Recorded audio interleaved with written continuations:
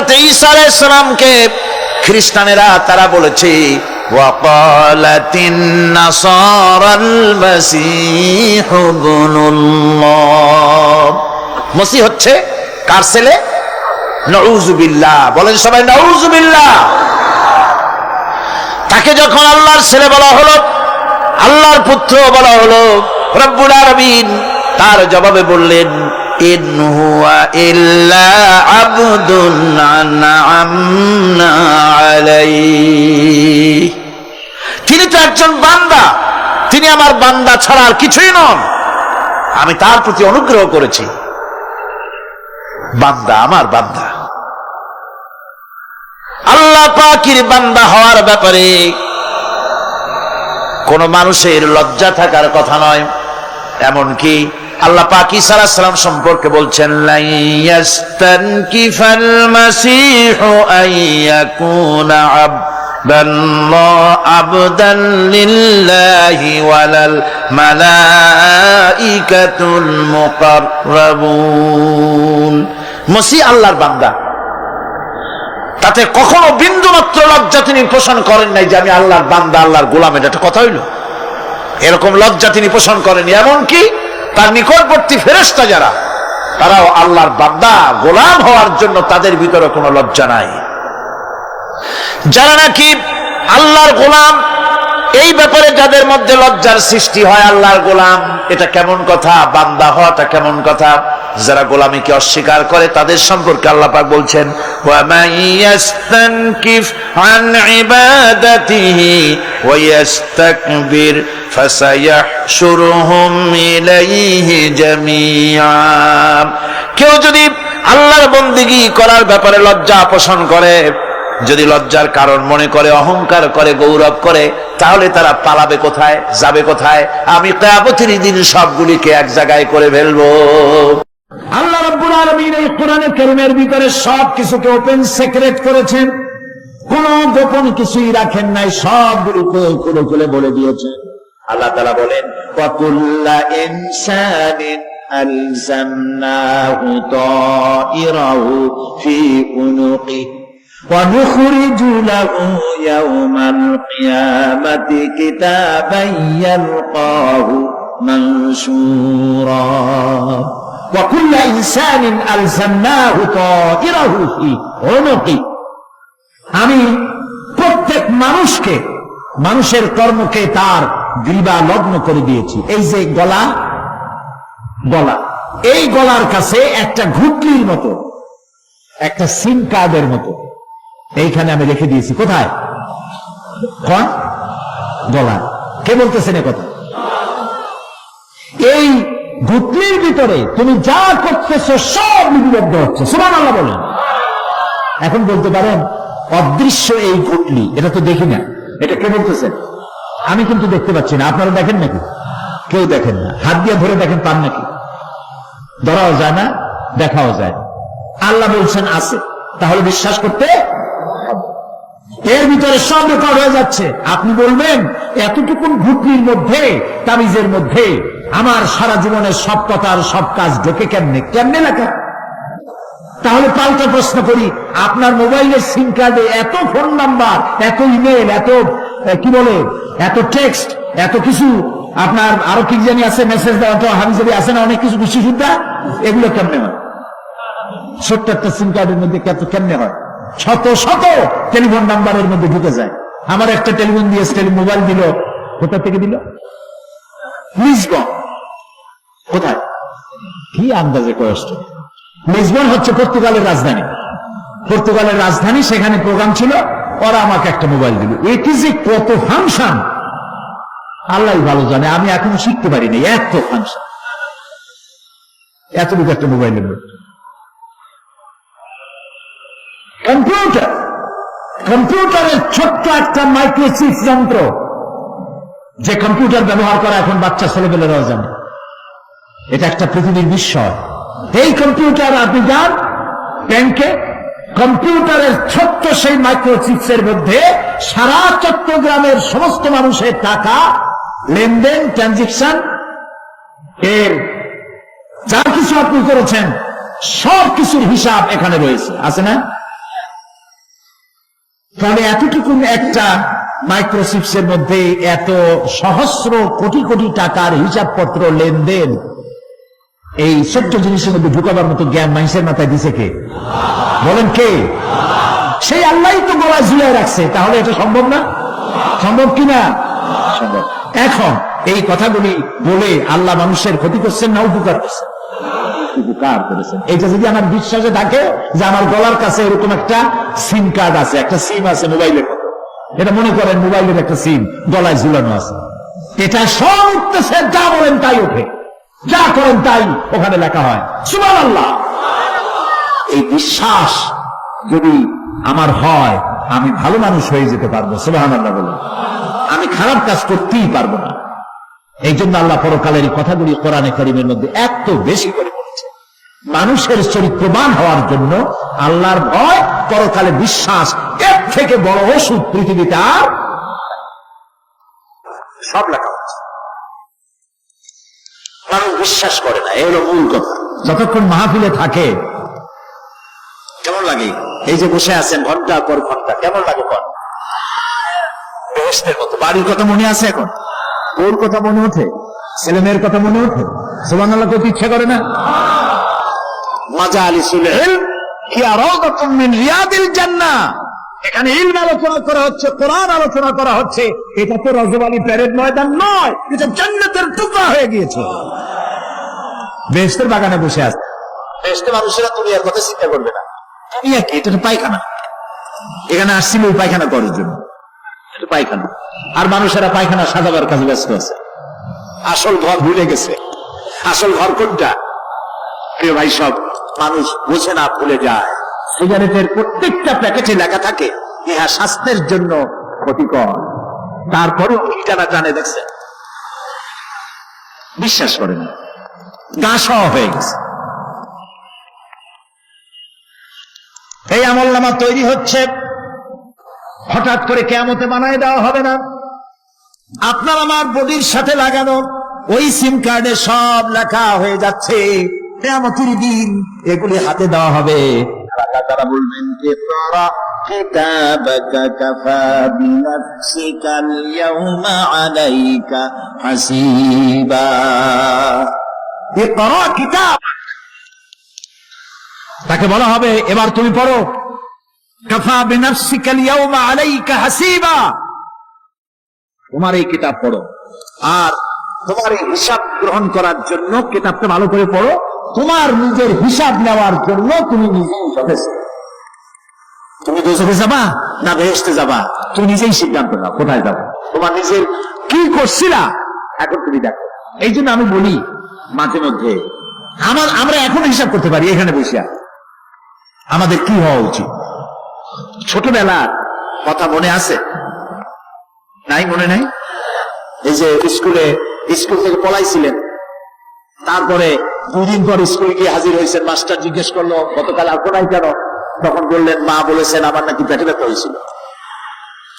এইসব স্কুল ফাঁকি দেওয়া, মার খাওয়া, মানুষের বাড়ি লিচু খাইতে গিয়ে চুরি করে কিল খাওয়া, এসব ছোট ছোট কথা মনে করলে এখনো হাসি পায়। এসব কথা মনে আছে না? ছোট ছোট কথা, ছোট ছোট কথাগুলি যদি মনে থাকে তাহলে কোন হোটেলে, কোন বাগানে, কোথায় কোন পাপ করেছেন তা মনে নাই?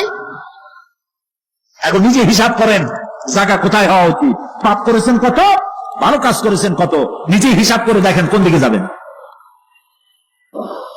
আমরা নিজেরাই যথেষ্ট হিসাবের জন্য। আল্লাহ তাই বলবেন কিয়ামতের দিন, ইকরা কিতাবা, তোমার কিতাব তুমি পড়ো, তোমার হিসাব নেওয়ার জন্য তুমিই যথেষ্ট। আহারে, আল্লাহ রাব্বুল আলামিন বলেন, وَأَشْرَقَتِ الْأَرْضُ بِنُورِ رَبِّهَا وَوُضِعَ الْكِتَابُ وَجِاءَ بِالنَّبِيِّينَ وَالشُّهَدَاءَ بَيْنَهُمْ بِالْحَقِّ وَهُمْ لَا يُظْلَمُونَ। পৃথিবী তার রবের নূরের ঝলকানিতে উদ্ভাসিত হবে। সুবহানাল্লাহ, সুবহানাল্লাহ। আল্লাহর নূরের ঝলকানিতে ওটা পৃথিবী উদ্ভাসিত হয়ে যাবে। আমলনামা তুলে ধরা হবে, পয়গম্বর এবং সাক্ষীগণকে হাজির করা হবে। এবং সকলের প্রতি সুবিচার করা হবে, তাদের কারো প্রতি জুলুম করা হবে না। আল্লাহ গ্যারান্টি দিচ্ছেন কারো প্রতি জুলুম করা হবে না।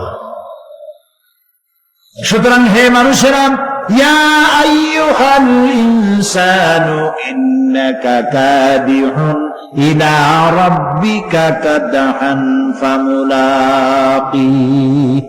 হে মানুষ, তোমার পালনকর্তা পর্যন্ত পৌঁছতে তোমাকে অনেক কষ্ট করতে হবে, এরপর তুমি তার সাক্ষাৎ পাবে, কিয়ামতে তোমার সাক্ষাৎ হবে। কাজী তোমার নিজের আমলকে সুন্দর করে আমলকে তৈরি করে নাও। فَأَمَّا مَنْ أُوتِيَ كِتَابَهُ بِيَمِينِهِ فَسَوْفَ يُحَاسَبُ حِسَابًا يَسِيرًا وَيَنْقَلِبُ إِلَى أَهْلِهِ مَسْرُورًا। সুবহানাল্লাহ। যার ডান হাতে আমলনামা দেওয়া হবে, কিয়ামতের দিন আমলনামাগুলি উড়িয়ে দেওয়া হবে। ইমানদারের সামনের থেকে কোন হাতে, আর বেঈমানের পিছন থেকে বাম। এই আমলনামা যখন যার ডান হাতে আমলনামা পৌঁছে যাবে, আর হিসাব নিকাশ সহজ হয়ে যাবে। আমলনামা হাতে করে আনন্দ চিত্তে সে আপন পরিবারের সঙ্গে মিলিত হতে পারবে। সুবহানাল্লাহ। আল্লাহ কিয়ামতের দিন দয়া করে আমাদের আমলনামা আমাদের ডান হাতে দিয়ে দিও। আল্লাহ তাআলা দয়া করে আমাদের হাতে, আমাদের ডান হাতে আমাদের আমলনামা দিও। দয়া করে আমাদের আমলনামা আমাদের ডান হাতে দিও। আনন্দ চিত্তে পরিবারের সঙ্গে দেখা করে সব পরিবার, মা বাপ, স্ত্রী পুত্র পরিজন, ভাই বোন, বন্ধু বান্ধব নিয়ে এক জান্নাতে থাকার তৌফিক দিও। আয় আল্লাহ, বিগত 26 বছর যারাই মাহফিলে এসেছেন তাদেরকে নিয়ে এক জান্নাতে থাকার আমাদেরকে তৌফিক দিয়ে দিও। وَأَمَّا مَنْ أُوتِيَ كِتَابَهُ وَرَاءَ ظَهْرِهِ فَسَوْفَ يَدْعُو ثُبُورًا وَيَصْلَى سَعِيرًا। আর যার আমলনামা পিছন থেকে বাম হাতে আসবে, সে তো মৃত্যুকে আহ্বান করতে থাকবে, মৃত্যুকে ডাকবে। এর থেকে যদি মরে যেতে পারতাম তাও ভালো হইত। তার আর উপায় থাকবে না, তার জায়গা হবে জাহান্নামে। নাউযুবিল্লাহ। আমরা সবাই বলি নাউযুবিল্লাহ। এরপরে আল্লাহ রাব্বুল আলামিন মিজান খাড়া করবেন, দাড়িপাল্লা। মিজান কি? দাড়িপাল্লা। ইনসাফ কি মুকদ্দাস তারাজু। ইনসাফের প্রতীক কি? তাও বলতে পারেন না, চলে বল না। এটা হচ্ছে ইনসাফের প্রতীক। সুপ্রিম কোর্ট ঢাকা, সুপ্রিম কোর্টের সামনে বিশাল দাড়িপাল্লা টানা, দেখছেন না? মানুষেরা তো বোঝে না, গ্রাম দিয়ে লোকেরা যায়, যাই একটু দেখে এক কয়েক বাবা, জামাত ইসলামের এত বড় অফিস। দাড়িপাল্লা তো জামাত ইসলামের না, এটা ইনসাফের প্রতীক। তারা ক্ষমতায় গেলে ইনসাফ করবে, এটা বুঝাবার জন্য এই প্রতীককে গ্রহণ করেছে। আল্লাহ যেন ইনসাফ করার তৌফিক দিয়ে দেয়। বলুন আমিন, জোরে বলেন আমিন। কিয়ামতের দিন এই দাড়িপাল্লা মিজান আল্লাহ তাআলা প্রতিষ্ঠিত করবেন, এবং এই মিজানে যার পুণ্য পাল্লা ভারী হবে সে কৃতকার্য, আর যার পাল্লা হালকা হবে আহা সব শেষ। আল্লাহ রাব্বুল আলামিন বলেন, وَنَضَعُ الْمَوَازِينَ الْقِسْطَ لِيَوْمِ الْقِيَامَةِ فَلَا تُظْلَمُ نَفْسٌ شَيْئًا وَإِنْ كَانَ مِثْقَالَ حَبَّةٍ مِّنْ خَرْدَلٍ أَتَيْنَا بِهَا وَكَفَى بِنَا حَاسِبِينَ। আমি কিয়ামতের দিন ন্যায় বিচারের মানদণ্ড স্থাপন করব, তখন কারো প্রতি অবিচার করা হবে না। যদি কোনো আমল সরিষার দানা পরিমাণ হয়, আমি তা হাজির করব। সুবহানাল্লাহ, সুবহানাল্লাহ। এবং হিসাব গ্রহণের জন্য আমি যথেষ্ট। এবং হিসাব মানুষেরা মনে করবে এত মানুষ, আদম আলাইহিস সালাম থেকে নিয়ে পর্যন্ত, এখান থেকে নিয়ে কিয়ামত পর্যন্ত সব মানুষেরই তো উঠবে সেমন হিসাব হবে নাকি? একজন একজন করে হিসাব হবে। আল্লাহ বলছেন, আল্লাহ সারিউল হিসাব, দ্রুত হিসাব নিতে সক্ষম। আল্লাহ নিজের কানে নিজে শুনবেন, অন্যের মাধ্যমে নয়, নিজে শুনবেন। প্রত্যেক আর আসামির কাছ থেকে, লোকদের কাছ থেকে তার বক্তব্য শুনবেন। ভায়া মিডিয়া শুনবেন না, নিজেই শুনবেন। আল্লাহ কান আছে না, চোখ আছে না? লোকেরা এই যে বইপত্রে লেখে আল্লাহ হচ্ছে নিরাকার, কত বড় বাজে কথা। আল্লাহ নিরাকার, আমরা এমন এক আল্লাহর ইবাদত করি, তিনি আমাদের কিছু শুনতে পান না, কান টান নাই, তিনি আমাদের কিছু দেখতে পান না। এরকম নাকি আল্লাহ তাআলা? আল্লাহ তাআলা কোরআন শরীফে বলেছেন আল্লাহর হাত, আল্লাহর পা, আল্লাহর চোখ, আল্লাহর মুখ। তবে এগুলি কিরকম? আল্লাহর হাত, পা, চোখ কেমন, আকারটা কেমন? এর একটাই জবাব। কয়টা জবাব? সেটা বলে একটাই জবাব, আল্লাহর যেমন হওয়া উচিত তেমন। সুবহানাল্লাহ বলে, সুবহানাল্লাহ বলে। এর থেকে আর কোনো জবাব নাই, এই একটাই জবাব, আল্লাহর যেমন হওয়া উচিত ঠিক তেমন। লাইসা কামিসলিহি শাইউন, আল্লাহর অনুরূপ, আল্লাহর মতো আকাশেও কিছু নাই, জমিনেও কিছু নাই। এটা আমাদের ঈমান, এটা আমাদের কি? সুতরাং তিনি জুলুম করবেন না এবং হিসাব নেবেন, আর যথার্থ হিসাব নেবেন। সেখানে কারো প্রতি কোনো জুলুম করা হবে না। ومن خفت موازينه فأولئك الذين خسروا أنفسهم بما كانوا بآياتنا يظلمون। আর যাদের পাল্লা হালকা হবে তারা তো শুধু নিজেদেরই ক্ষতি সাধন করবে, কেননা তারা আমার আয়াত সমূহকে অস্বীকার করত। আল্লাহরে যারা অস্বীকার করত, আখিরাত নাই, কিয়ামত নাই, বেহেশত নাই, কবরের মধ্যে কোনো শাস্তি নাই, কবরের কোনো প্রশ্ন নাই, এগুলি যারা বলতো তারা কিয়ামতে ক্ষতিগ্রস্ত হবে। এখন কিয়ামতের দিন মিজান আমরা হালকা করতে চাই না ভারী করতে চাই? জবাব চাই। কি করবেন? যদি ভারী করতে চান, নেক আমল বেশি বেশি করবেন। আর একটি হাদিস শোনাবো, যেই হাদিসের ভিতরে পাল্লা ভারী করার মতো কথা নবীজি বলেছেন। শুনবেন নাকি? বুখারী শরীফের শেষ হাদিস। আল্লাহর নবী বলেন, কালিমাতানে হাবিবাতানে ইলার রহমান খাফিফাতানে আলাল লিসান সাকিলাতানে ফিল মিজান সুবহানাল্লাহি ওয়া বিহামদিহি সুবহানাল্লাহিল আযীম। নবীজি বলেন, দুইটা কালেমা, দুটি শব্দ আল্লাহর কাছে খুবই প্রিয়, মুখে উচ্চারণ করা একেবারেই হালকা। আর কিয়ামতের দিন এই শব্দ দুটি দিয়ে আল্লাহ রাব্বুল আলামিন মিজানের পাল্লাকে ভারী করে দিবে। সেই শব্দ দুটি হলো, পড়েন আমার সাথে, সুবহানাল্লাহি ওয়া বিহামদিহি সুবহানাল্লাহিল আযীম। সবাই পড়েন, সুবহানাল্লাহি ওয়া বিহামদিহি সুবহানাল্লাহিল আযীম সুবহানাল্লাহি ওয়া বিহামদিহি সুবহানাল্লাহিল আযীম। জান্নাতের ভিতরে মানুষের কোনো দুঃখ থাকবে না। কাদের দুঃখ থাকবে না? জান্নাতীদের। কথা কি শোনেন? সাথে সাথে ঠাস ঠাস করে জবাব দিতে পারেন না কেন? জান্নাতীদের ভেতরে, জান্নাতীদের কি থাকবে না?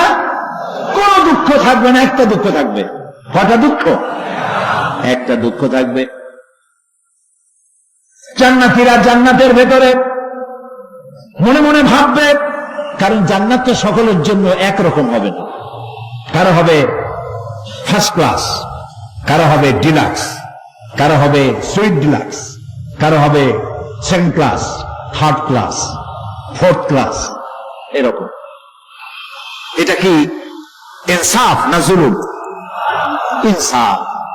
আপনি খালি নামাজ পড়ছেন, রোজা রাখছেন, হজ করছেন, জাকাত করছেন, জাকাত দিচ্ছেন, হালাল হারাম বাইসে করছেন, আপনার যে জান্নাত দেওয়া হবে, ওই ব্যক্তি যিনি তাহাজ্জুদের নামাজ পড়েছেন, কোরআন বুঝেছেন, কোরআন প্রতিষ্ঠার জন্য আন্দোলন করেছেন, জেল খেটেছেন, জরিমানা দিয়েছেন, ফাঁসির মঞ্চে চড়েছেন, তার জান্নাত আর আমার জান্নাত সমান হওয়া কি উচিত? কাজে আল্লাহ তাআলা তো ইনসাফ করবেন কিয়ামতের দিন। নবীদের, সাহাবীদের, তারপরে দ্বীনের জন্য যে যত পরিশ্রম করেছেন তার পুরস্কারটা সেরকমই হবে। এই জান্নাতের ভিতরে, জান্নাতীদের মধ্যে কোন দুঃখ থাকবে না, একটি দুঃখ ছাড়া। তারা মনে মনে ভাববেন, রব্বুল আলামিন অমুক অমুক সময় চায়ের দোকানে বসে আড্ডা মেরেছিলাম, বাসের মধ্যে ঘন্টার পর ঘন্টা বসেছিলাম, মাঝে মাঝে চিন্তা করেছি সময় চলে গেছে ঘন্টার পর ঘন্টা, ওই সময়গুলিতে যদি তোমার নামের জিকির করতাম, তেলাওয়াত করতাম, তাহলে জান্নাতের ভিতরে আজ আমি আরো ভালো ভালো জায়গা পাইতাম। হাদিস শরীফে এসেছে কিয়ামতের দিন জান্নাতীদেরকে আল্লাহ বলবেন, তেলাওয়াত করো আর উপরে উঠতে থাকো, তেলাওয়াত করো আর উপরের দিকে উঠতে থাকো, ধীরে ধীরে পড়ো, ধীরে ধীরে তেলাওয়াত করো। ধীরে ধীরে তেলাওয়াত করতে করতে তোমার তেলাওয়াত জান্নাতের যে স্তরে গিয়ে শেষ হবে, জান্নাতের ওই জায়গা তোমার জন্য বরাদ্দ হবে। এখন চার মুখস্থ সাদী খালি কুহু আল্লাহ আর ইজাজা নাসরুল্লাহ, আরে ওরা সেই মুখস্থ করেন, আল্লাহ যেন আমাদেরকে মুখস্থ করার তৌফিক দেন, বলেন আমিন। এজন্য উৎসাহ থাকা দরকার, উৎসাহ হলেই আপনি পারবেন। সেহেন শক্তি সকলেরই কম বেশি আছে, চেষ্টা করলেই পারবেন। সেই জন্য আমি বলতে চাই, কিয়ামতের দিন জান্নাত যদি আল্লাহ তাআলা দয়া করে আমাদেরকে নসিব করায় দেন, যদি বলবো না, বলবো আল্লাহ তুমি দয়া করে আমাদেরকে জান্নাত দিও, বলেন আমিন। জান্নাতের ভিতরে এই দুঃখ যেন না আসে, সেই জন্য বাসে যখন চড়েন, গাড়িতে চড়েন, রিকশায় চড়েন, একা একা যাচ্ছেন করে আল্লাহর জিকির করতে থাকেন, সুবহানাল্লাহি ওয়া বিহামদিহি সুবহানাল্লাহিল আযীম, সুবহানাল্লাহি ওয়া বিহামদিহি সুবহানাল্লাহিল আযীম, সুবহানাল্লাহি ওয়া বিহামদিহি সুবহানাল্লাহিল আযীম। জিকির করে সবাই কিছু করে, সুবহানাল্লাহ, আলহামদুলিল্লাহ, লা ইলাহা ইল্লাল্লাহ, সুবহানাল্লাহ, আলহামদুলিল্লাহ, লা ইলাহা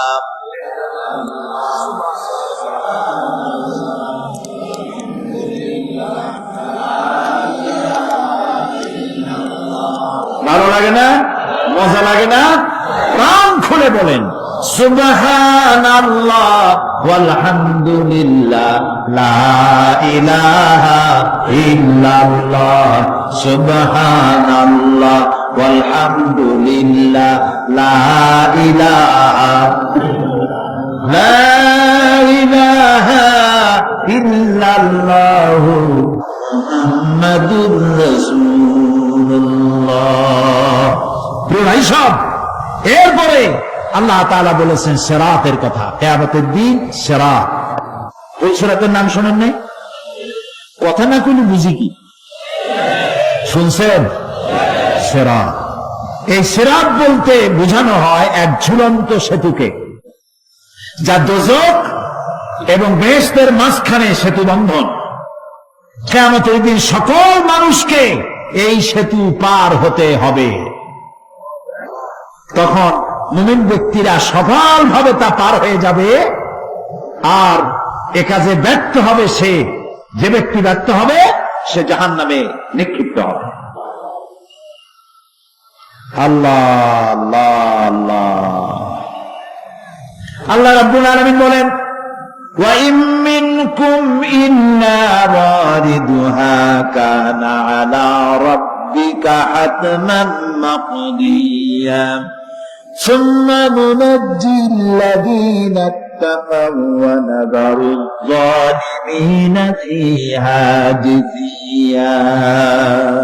তোমাদের মধ্যে সকলেই তা পার হবে, এটা আপনার রবের ফয়সালা, আপনার আল্লাহর ফয়সালা। এরপর আমি খোদা ভীরুদের উদ্ধার করব আর জালিমদেরকে সেখানে নত জন অবস্থায় ছেড়ে দেব, মানে জাহান্নামের মধ্যে নিক্ষিপ্ত হবে, আর ঈমানদারেরা পার হয়ে চলে যাবে। আল্লাহ তাআলা যেন দয়া করে আমাদেরকে সিরাত গতিতে, বৈদ্যুতিক গতিতে আল্লাহ যেন আমাদেরকে পার করে দেন। বলেন আমিন, সবাই বলেন আমিন। এরপরে শাফাত, শেষ দিবসের প্রতি বিশ্বাসী প্রত্যেক ব্যক্তি সুপারিশ বা শাফাতের বিষয়টা বিশ্বাস রাখতে হবে। দুটি সত্যের ভিত্তিতে শাফাত হবে। সুপারিশকারী সুপারিশের জন্য আল্লাহর অনুমতি লাগবে, আর শাফায়াতকৃত ব্যক্তির জন্য আল্লাহর সন্তুষ্টি প্রয়োজন। এই দুটি শর্ত। প্রথম শর্তের প্রতি ইঙ্গিত করে আল্লাহ তাআলা বলেছেন, যেটা আমরা আয়াতুল কুরসির মধ্যে পড়ি, মান যাল্লাযী ইয়াশফাউ ইনদাহু ইল্লা বিইজনিহি। এমন কে আছে যে অনুমতি ব্যতীত আল্লাহর কাছে সুপারিশ করতে পারে? আছে কেউ? কেউ। একথা মনেই করবেন না যে কোন পীর সাহেবের কাছে মুরিদ হইছেন, আমি এরকম পীরের খবরও জানি। আমি পীর বললেই আপনারা মনে করবেন না যে আমি পীর বিরোধী লোক, এটা মনে করবেন না। কিন্তু ভালো ভালো পীর আছে যারা ব্যবসা করে পীরগিরি করিয়া, শুধু ব্যবসায়ী করে না, ওয়ায়াসুদ্দুনা আন সাবিলিল্লাহ। সূরা তাওবা, ইন্না কাসীরাম মিনাল আহবারি ওয়ার রুহবান লায়াকুলুনা আমওয়ালান নাস বিল বাতিল ওয়ায়াসুদ্দুনা আন সাবিলিল্লাহ। আহলে কিতাবদের মধ্যে এই ধরনের অনেক পীর দরবেশ আছে। কে বলতেছেন? আল্লাহ বলতেছেন আছে। তারা কি করে? তারা জনগণের মালকে বাতিল পন্থায় ভক্ষণ করে, জনগণকে এমন একটা ভাব দেখায় যে আমাদেরকে হাদিয়া তওবা দিতে পারলে, আমাদের কদমবুসি দিতে করতে পারলেই বেহেশতে চলে যাবা, কারণ আমরা হলাম আল্লাহর রিজেক্ট। নাউজুবিল্লাহ। পাও দুইখান আগেই বার করে রাখে যাতে লোকেরা কিছু একটা করতে পারে। হায় হায়, এদূর জনগণের মাল খাইয়া যদি পেটে তেল মাইখা, নাবিতে তেল মাইখা ডেকে যদি থাকতো সুদ করে, তাও ভালো হইত। আল্লাহ কয় যে বন্ধু তো লাগে না, ওয়ায়াসুদ্দুনা আন সাবিলিল্লাহ, আল্লাহ দ্বীন প্রতিষ্ঠার পথে তারা বাধা দেয়। ওর আকীদা খারাপ, ওর এই খারাপ, ওর তাই খারাপ, ওইখানে যাইও না। আল্লাহরে পাইতে হইলে আমার বাড়ি আসো, আমার কাছে মুরিদ হও। আমি ছাড়া ইসলাম কোন জায়গায় নেই। নাউজুবিল্লাহ, সব খারাপ। মানে ইসলাম যেন একটা মনোবলী বিজনেস, এটি হচ্ছে একটা ঘিয়ের দোকানের মতো। আমার দোকানেই কেবল ঘাটি ঘি পাওয়া যায়, আর খাঁটি ঘি কোন জায়গায় পাওয়া যায় না। এই ধরনের শয়তানি কথা বলার কোন সুযোগ ইসলামে নাই। সুতরাং আপনারা একথা মনেই করবেন না যে কোন পীর সাহেব আপনাকে সুপারিশ করতে পারবেন, এই বিশ্বাস বদ্ধমূল যেন না থাকে। ওটি সত্তাধীন, হইতেও পারে নাও হইতে পারে। এমন হতে পারে আপনার পীরে কে সুপারিশ করে তাই কিয়ামতের দিন তিনি হয়রান হয়ে যাবেন। এমনও হতে পারে না? পারে না? পারে কিনা? সেই জন্য এটা ভরসাই করবেন না। কেউ কেউ আবার দুই পীরের কাছে মুরিদ হয়, ধারণা এই দুইজনের কাছে মুরিদ হয়েছি, দুইজনে দুই হাত ধরে কিয়ামতে এরকম করে মেরে দিবে, আমি জান্নাতের বারান্দায় গিয়ে বসবো। জান্নাত তোমার মামু বাড়ির বারান্দা। এত সহজ, এত সহজ। নবীরা কানতে কানতে হয়রান হয়ে গিয়েছে। নবী করিম সাল্লাল্লাহু আলাইহি ওয়াসাল্লাম তাহাজ্জুদের নামাজ সামান্য সময় ঘুমাইয়া নামাজ শুরু করে দিতেন। সূরা বাকারা শেষ, আলে ইমরান শেষ, সূরা নিসা শেষ, মায়েদা শেষ, আরাফ শেষ। সাহাবায়ে কেরাম মনে করতেন রাসূল বুঝি এই নামাজের রুকুতে আর যাবেন না, ফজর হয়ে যাবে এক রাকাতে। যখন রুকুতে যেতেন মনে হতো আর উঠবেন না, যখন সেজদায় যেতেন মনে হতো ইন্তেকাল করেছেন। হযরত আয়েশা বলেছেন, আমাদের মা জগৎ জননী হযরত আয়েশা রাদিয়াল্লাহু তাআলা আনহা বলেছেন, রাসূলুল্লাহ সেজদায় পড়ে যেভাবে কাঁদতেন, চুলার উপরে হাড়ি তুলে দিলে ভাত রান্না করার সময় যেমন একটা আওয়াজ হয়, ভাতের হাড়িতে শোনেন নাই আওয়াজ? রাসূলুল্লাহর কলিজার ভেতর থেকে কান্নার গুমরে আওয়াজ এভাবে উত্থিত হতো। সকাল বেলায় জুতা পায়ে পড়তে পারতেন না, পা মোবারক খুলে বড় হয়ে যেত। বেহেশত এত সহজ? প্রিয় ভাই সব,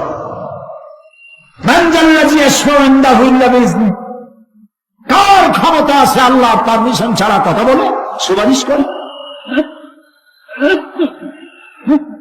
আল্লাহ রাব্বুল আলামিন সুপারিশ করার জন্য যাকে পারমিশন দিবে না, আর যার জন্য দিবে মাত্র সেই ব্যক্তি শুধু তার জন্যই সুপারিশ করতে পারবে, নিজের ইচ্ছা মতো কারোর জন্য সুপারিশ করতে পারবে না। আমাদের জাতির পিতা নাম কি? সব সময় মনে রাখবেন, আদৌ বলবেন না। এই প্রশ্নে কোনো আপোষ নাই। জাতির পিতা কে? হযরত ইব্রাহিম আলাইহিস সালাম কিয়ামতের দিন আল্লাহ রাব্বুল আলামিনের দরবারে ফরিয়াদ করবেন, রব্বুল আলামিন আমার আব্বাজানের জন্য সুপারিশ করি, তুমি দয়া করে তাকে জাহান্নাম থেকে বাঁচায়া দাও। রব্বুল আলামিন বলবেন, ইব্রাহিম তোমার এই সুপারিশ মঞ্জুর হলো না। ইব্রাহিম আলাইহিস সালামের সুপারিশ মঞ্জুর হবে না। আল্লাহ তাআলা বলবেন, ইব্রাহিম আজর তোমার পিতা হতে পারে, কিন্তু আমার খলিলকে আগুনে ফেলার ষড়যন্ত্রে লিপ্ত ছিল, আমি তারে ক্ষমা করব না। নবী করিম সাল্লাল্লাহু আলাইহি ওয়াসাল্লামকে প্রশ্ন করা হয়েছে, রাসূল আপনার মা বাপের অবস্থা কি হবে? রাসূলুল্লাহ বলেছেন, কিয়ামতের দিন আমি আমার মা বাপের কোনো উপকারে আসব না। রাসূলুল্লাহ কাঁদতেছিলেন, সাহাবায়ে কেরাম কাঁদতেছিলেন। বিষয়টা এত সহজ না। দ্বিতীয় সত্য হল, ওয়ালা ইয়াশফাউনা ইল্লা লিমান ইরতাদা ওয়া হুম মিন খাশিয়াতিহি মুশফিকুন। আল্লাহ তাআলা যার প্রতি সন্তুষ্ট তারা কেবল তার জন্যই সুপারিশ করতে পারবে। বস্তুত সেদিন তারা আল্লাহর ভয় সকলেই ভীত সন্ত্রস্ত থাকবে। কি সুপারিশ? ভয়ের চোটে থাকবে অস্থির, সব আল্লাহ নফসি নফসি বলে চিল্লাবে, বলবে আল্লাহ আমারে বাঁচাও, আমারে বাঁচাও। মুসা আলাইহিস সালাম, নূহ আলাইহিস সালাম, ইব্রাহিম আলাইহিস সালাম, ইয়াকুব আলাইহিস সালাম, সব নবীরা কাঁদবেন, বললে আল্লাহ আমারে বাঁচাও, আমারে বাঁচাও। সেদিন মাত্র এক ব্যক্তি উম্মতের জন্য কাঁদবেন, সুপারিশ করতে পারবেন, উম্মতের জন্য কাঁদবেন, তার নাম মুহাম্মাদুর রাসূলুল্লাহ সাল্লাল্লাহু আলাইহি ওয়াসাল্লাম। এই জন্য নবী কিয়ামতের দিন তিনি যেন আমাদের সুপারিশ করেন, এই জন্য আল্লাহর দরবারে আমাদের দোয়া করতে হবে, আল্লাহ তাআলা নবীর সুপারিশ আমাদের জন্য তুমি নসিব করে দাও। আল্লাহ তাআলা কিয়ামতের দিন তোমার নবী আমাদেরকে যেন উম্মত বলে পরিচয় দেয়। এই জন্য কারোর উপর ভরসা টসা করবেন না, নিজের আমলটা ভালো করে গঠন করেন। আল্লাহ তাআলা কোরআন শরীফে বলেছেন, ইয়া আইয়ুহাল্লাযীনা আমানু আবতাগু ইলাইহিল ওয়াসিলা, হে বিশ্বাসীরা তোমরা ওসিলা তালাশ করো। এইটার একটা ভুল অর্থ করেছে লোকেরা, তারা বলেছে ওসিলা তালাশ করো মানে, আবার বলে কি যার পীর নাই তার পীর শয়তান। নাউযু বিল্লাহ। তাহলে ইমাম আবু হানিফা রাহমাতুল্লাহ আলাইহির পীরকে, ইমাম শাফিঈর পীরকে, সাহাবায়ে কেরামদের পীরকে? কাজে এই সমস্ত বেয়াদবি কথা আদৌ বলা উচিত নয়, এগুলি বেয়াদবিপূর্ণ কথা।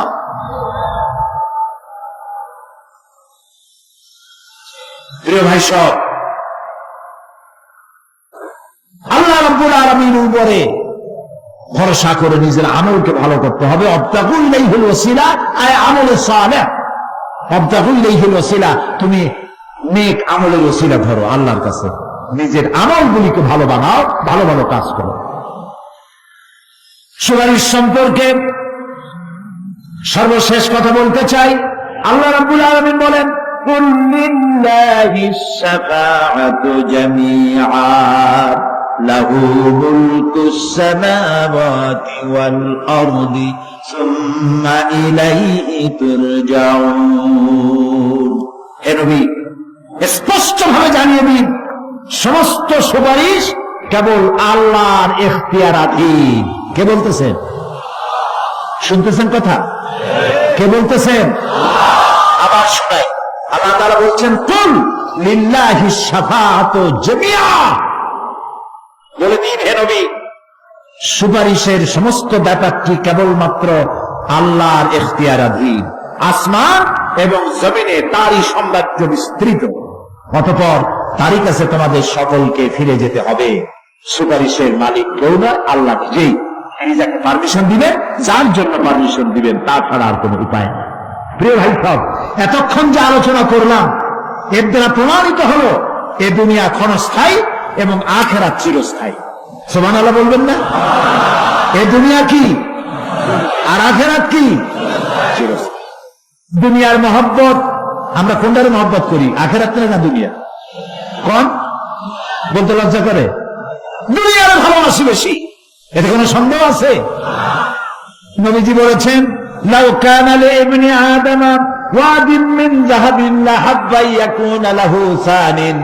যদি একটা আদম সন্তানকে যদি একটা মাঠ ভরে সোনা দেওয়া হয়, সে ব্যক্তি বলবে, আল্লাহ আমারে যদি আরো একটা মাঠ ভরে সোনা দিতে ভালো হইতো।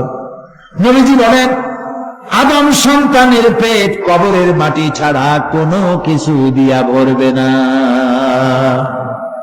এই দুনিয়ার পিছনে দৌড়ায় কোনো লাভ নাই। এক শায়ের বলেছেন, না গুল আপনা না খার আপনা না জানেন বাগে বা আপনা, না গুল আপনা না খার আপনা না জানেন বাগে বা আপনা, आह किस गुलशान में बनाया अपने आशिया अपना। না ফুল আপনা না খার আপনা, এ ফুলও আমার নয়, ও কাঁটাও আমার নয়। না জানেন বাগে বা আপনা, না আমার ফুলের বাগানটা আমার, ফুলের বাগানও আমার না, ফুলও আমার না, এমনকি ফুলের কাঁটাটাও আমার না। আহ কিস গুলশান মে বানায়া हमने आशिया अपना। আরে কি ফুল বাগানে আমার বাড়ি বানাইলাম, এর তো কিছুই আমার না, সবই তো পরে দেখেন কেউ আপনার আপন নয়। ছেলে পেলেগুলি, ছোট্ট ছোট্ট বাচ্চা যাদের কোলে না নিলে আপনি শান্তি পান না, ওই বাচ্চাও বলবে, মা আব্বার কাছে আমার নিও না, আমার ভয় করে। রাত্রে যদি মরেন, একা একই স্ত্রীও আপনার মৃত্যু লাশ নিয়ে আপনার কাছে থাকতে পারবে না। পৃথিবী, এই পৃথিবীকে আমরা ভালোবাসছি, মহব্বত করতেছি, এই পৃথিবীর জন্য সব করি, চুরি ডাকাতি জেনা ব্যভিচার মিথ্যা কথা ক্ষমতায় যাওয়ার জন্য পাগল। ভাঙ্গো মারো, চুরি করো, ডাকাতি করো, শয়তানি বদমাশি সমানই করছে মানুষ। এই পৃথিবী এক পরস্ত্রী, পরমা সুন্দরী নারী, পরের যতই সুন্দরী স্ত্রী হোক তার দিকে তাকায় থেকে কোনো লাভ আছে? তাও কইতে পারলেন না। কোন লাভ আছে? লাভ কি? অত বিয়ে হয়ে গেছে। অবিবাহিত হইতো তাহলে প্রস্তাব দিয়ে দেখতেন আপনার কপালে আছে কি নাই। বিয়ে হয়ে গেছে। এই পৃথিবী এক পরমা সুন্দরী পরের স্ত্রী, এটার প্রতি ভালোবাসা করে কোনো লাভ নাই। এটার কেউ খাইতে পারে না, ও সবাই খায়। ঠিক তো কইছেন, হয়তো বোঝেন নাই। এই পৃথিবীর 1 ইঞ্চি মাটির জন্য দেখেন না শহরে কি করে, বাড়ির পাশে বাড়ি উঠাইছে, 1 ইঞ্চি জমি ছাড়বে না। আয় হায়, আর একজনের রাস্তা পাক আর না পাক, জমিন ছাড়বো না। অন্যের জমিন দখল করায় কি মজা পায়। অন্যের জমিন নেওয়ার জন্য পাগল হয়ে যায় মানুষ। দুনিয়াকে ভালোবাসে, 1 কাঠা জমির জন্য, 1 আঙ্গুল জমিনের জন্য মামলা মোকদ্দমা, জজ কোর্ট, হাইকোর্ট, সুপ্রিম কোর্ট, তারপরেও ছাড়ে না। ঠিক না? এই জমিন যে এত ভালোবাসলেন, এত মামলা মোকদ্দমা করলেন, এই জমিনের 1 ইঞ্চিও খেতে পারবেন না, বরং মরে দেখেন জমিন হা করে আপনাকে গিলে ফেলে দেবে। আপনার হাড্ডি গুড্ডি গুস্ত সুদ্ধা মিশে যাবে এই বাড়ি। পৃথিবীকে ভালোবাসে কোনো লাভ নাই। স্ত্রী পুত্র পরিজন যার যতটুকু পাওনা দিবেন, ভালোবাসবেন, কিন্তু মূল ভালোবাসা কলিজাটা ভরা থাকবে আল্লাহর জন্য। কার জন্য? স্ত্রীর ভালোবাসা স্ত্রীকে দিবেন, মায়ের শ্রদ্ধা, বাপের শ্রদ্ধা, সন্তানের ভালোবাসা আলাদাভাবে দিবেন। আর সব থেকে যিনি ভালোবাসা পাওয়ার দাবিদার, তার জন্য রাতের বেলায় জাদু সিজদা দিয়ে কাঁদতে থাকুন। এই চোখ দুটা কে দিছে? এই জিহ্বা কে দিছে? এই কান কে দিয়েছে? এই সুন্দর শরীর কে দিয়েছেন? বলার তৌফিক, শোনার তৌফিক কে দিয়েছেন? এই হক আদায় করতে গভীর রাত্রে জাগতে হবে, পাইকারি দরে ঘুমায়েন না।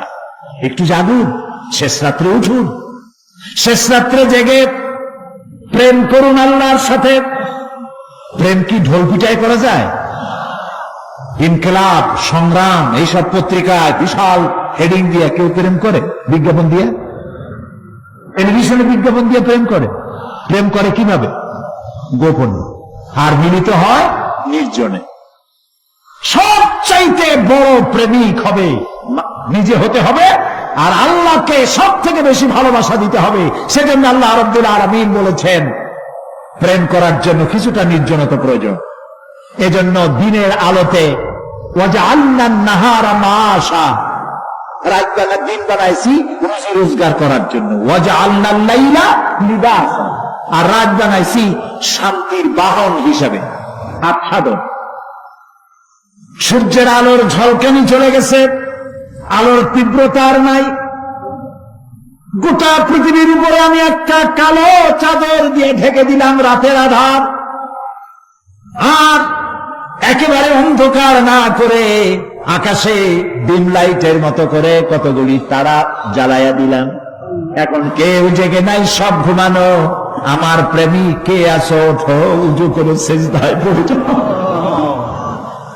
সিজদায় পড়ে যাও, কান্দো, গুনাহ মাফ চাও। যা করেছ মাফ চাও।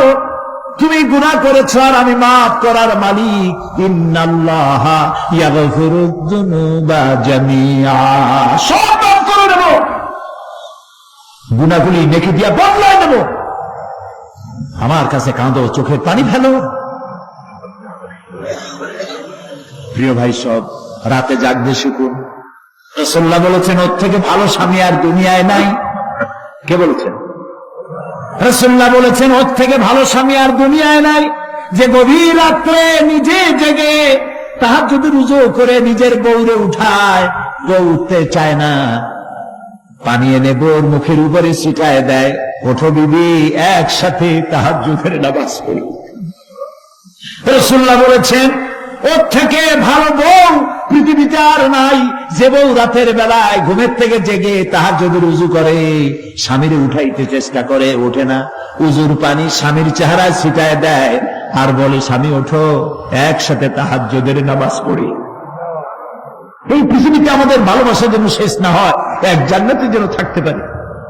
কাঁদবে, ওঠো, গভীর রাত্রে তাহাজ্জুদের নামাজ পড়ে মাথাটা নিচু করে গুনগুন করে গাইতে থাকে, নিয়া আল্লাহু পড়ে, নিয়া আল্লাহু ইয়া রহমানু ইয়া রহিমু ইয়া হাইয়ু ইয়া কাইয়ুম। প্রাণ দিয়া বলেন ইয়া আল্লাহু ইয়া রহমানু ইয়া রহিমু ইয়া হাইয়ু ইয়া কাইয়ুম।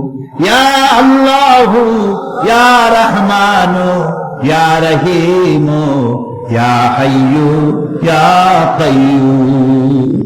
তাহাজ্জুদের নামাজ পড়ে এভাবে আল্লাহরে ডাকে দেখেন, চোখ দিয়া পানির বন্যা নেমে আসে, যদি ঈমান একটুও থাকে।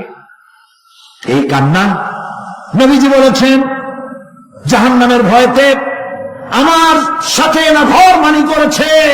এই শরমে পড়ে বান্দা যখন চোখ দিয়া পানি ছেড়ে দেয়, ওই চোখের পানি নাকের অর্ধেক আসতে না আসতে আমি আমার বান্দারে মাফ করে দেই। আল্লাহু আকবার। আল্লাহ আমাদের কান্দার তৌফিক দাও, তাহাজ্জুদ পড়ার তৌফিক দাও, পাঁচ ওয়াক্ত নামাজ পড়ার তৌফিক দাও, তোমাকে ভয় করার তৌফিক দাও, তোমার ভয় আর মহব্বত দিয়ে কলিজা ভরে দাও, তোমার রাসূলুল্লাহর মহব্বত দিয়ে আমাদেরকে পাগল বানায় দাও। আল্লাহ, দুনিয়া বড় খারাপ জায়গা। এই দুনিয়ায় আল্লাহর কাছে সৌন্দর্য চাইতে হবে দুনিয়ার, কিন্তু দুনিয়াকে স্থায়ী মহব্বত করা যাবে না। প্রিয় ভাই সব, আপনি যদি লন্ডনে যান, আমেরিকায় যান, কোনোদিন যান নাই, যাইতে হলে এখান থেকে টেলিফোন করেন, ওখানে বন্ধু বান্ধব আছে নাকি? তো লন্ডনে আমেরিকায় সেখানে যাবেন, ওখানে আপনার বন্ধু বান্ধব গ্রামের লোক আছে কিনা খোঁজ করেন, ঠিক না? আবার এখান থেকে ফরেন কারেন্সি নিয়ে যান, যেহেতু ওখানে টাকা চলবে না। টেলিফোন করেন, মোবাইল করেন, ফ্যাক্স পাঠান, আরো টাকা পয়সা সাথে নেন। এরপরেও চিন্তা থাকে, আল্লাহ এরপরে যদি কেউ না আসে তাহলে আমি যাবো কেমনে? এরপরে যাওয়ার সময় আবার বলে দেন যে ভাই আমি কিন্তু আসতেছি, লন্ডন কোনোদিন আসি নাই, তুমি কিন্তু এয়ারপোর্টে থাকো। একটা বিদেশে যাওয়ার জন্য এত প্রস্তুতি নেন, তো সব জায়গায় বন্ধু বান্ধব কেউ না কেউ তো আছেই, কিন্তু আমরা এমন একটা দেশে যাব যেখানে কেউ নাই, ফরেন কারেন্সি চলে না, গ্রামের লোক নাই, বাবা নাই, বন্ধু নাই, মা নাই, কেউ নাই। যিনি রিসিভ করবেন, যার সাহায্যের কাঙ্গাল, বদামল করে তার শত্রু বানায় রাখছি, বন্ধু বানাইতে পারি না, তাহলে কি জবাব হবে কিয়ামতে? কি হবে কবরে? কি হবে উপায়? এই জন্যে প্রিয় ভাইয়েরা আমার, দুনিয়ার সঙ্গে মহব্বত কমায় দিয়া আখিরাতের মহব্বত বেশি করে করতে হবে। আর দুনিয়ায় যতদিন বেঁচে আছি ততদিন নেক আমল করে মানুষের সাথে সদাচরণ করতে হবে। আল্লাহ তাআলা বলেছেন, লাইসাল বিররা আন তুওয়াল্লু ওজুহাকুম কিবালাল মাশরিকি ওয়াল মাগরিবি ওয়ালাকিন্নাল বিররা মান আমানা বিল্লাহি ওয়াল ইয়াউমিল আখির। পূর্ব এবং পশ্চিমে কতবার তুমি মাথা ঝুঁকাইছো, এটাই কিন্তু তোমার জন্য কল্যাণ। এর মধ্যে কল্যাণ নিহিত নয়। তার মানে কি? আপনি কত সেজদা আল্লাহরে দিলেন, কত মানুষ তো আছে সেজদা দিতে দিতে কপালে কালো দাগ হয়ে গেছে, আছে না?